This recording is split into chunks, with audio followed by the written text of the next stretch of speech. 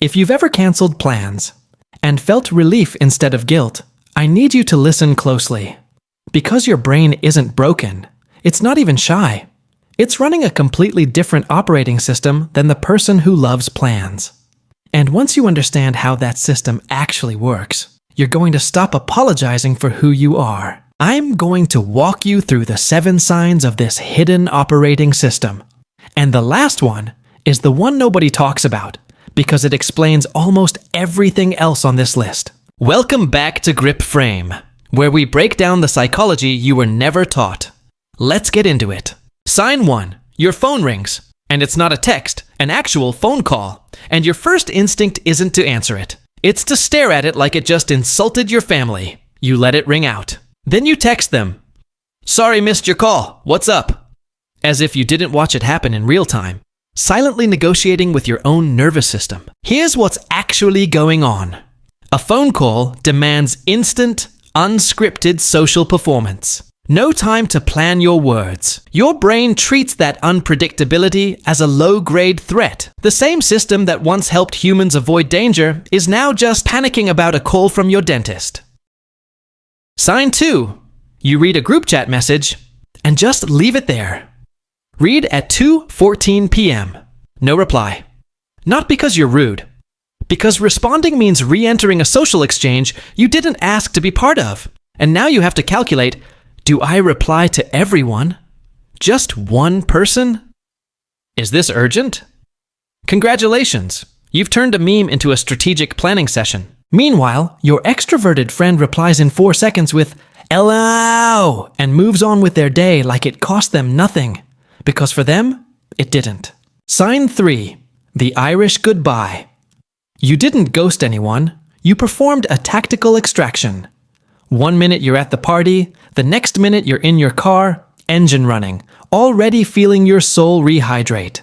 Saying goodbye to everyone individually isn't politeness to your brain.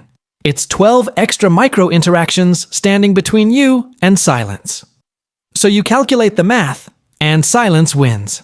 Every time. Sign 4. You had a genuinely good time tonight. Great people, good food, real laughs. And now you're lying in bed, completely wiped out. Not sad, not upset. Just empty. Like a phone at 3%. This is the part people mix up constantly. Introversion isn't about disliking people. It's about what socializing costs you afterward. Extroverts leave a party and feel charged. Introverts leave the exact same party and feel like they just ran a 5K they didn't sign up for.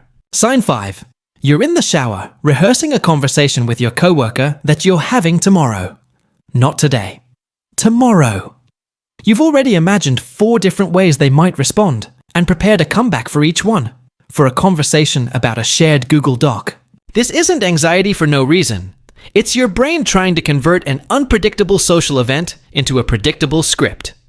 If you can plan every branch of the conversation, there's no room left for the unknown to catch you off guard. Sign 6. You're in a car with someone you actually like, and nobody's talking, and it's comfortable. Meanwhile, they're internally panicking, thinking, oh no, is this weird? Should I say something? To an introvert, shared silence with the right person is one of the highest forms of intimacy there is. You don't need constant chatter to feel connected. You need someone who doesn't make the silence feel like a test you're failing. But here's the thing. Nobody tells you about all 6 of these signs. None of them are about being antisocial. Every single one is about energy management. Introverts aren't people who dislike other people. Introverts are people whose social battery drains during interaction and recharges in solitude, while extroverts are the exact opposite. Their battery drains in solitude and recharges through interaction. Same species, same emotions, completely different fuel systems. That's why an introvert can genuinely love their friends and still need to disappear for 2 days afterward to recover. It was never about you. It was never about them not caring. It was always just math. And that brings us to sign 7, the one that explains everything else on this list. You've spent years thinking something is wrong with you for needing this recovery time. You've apologized for canceling plans. You've felt guilty for needing a night alone. You've called yourself antisocial as a joke that didn't feel entirely like a joke. That's the real cost of not understanding your own operating system. Not the social battery running low, but believing the low battery makes you broken. So here's what actually changes once you understand this. You stop treating recovery time as a character flaw and start treating it as maintenance. The same way you wouldn't feel guilty charging your phone. You start telling people, I need a quiet night to recharge, instead of manufacturing an excuse. You start choosing depth over head count in your friendships. And you stop mistaking your operating system for a malfunction, because it was never broken. It was just never explained to you. If this explained more about you than a decade of just put yourself out there advice ever did, you're exactly who this channel is for. Subscribe to Gripframe, because next week we're breaking down the sign almost nobody recognizes in themselves. The fawn response. And why some introverts don't go quiet in conflict. They go agreeable instead. You don't want to miss that one.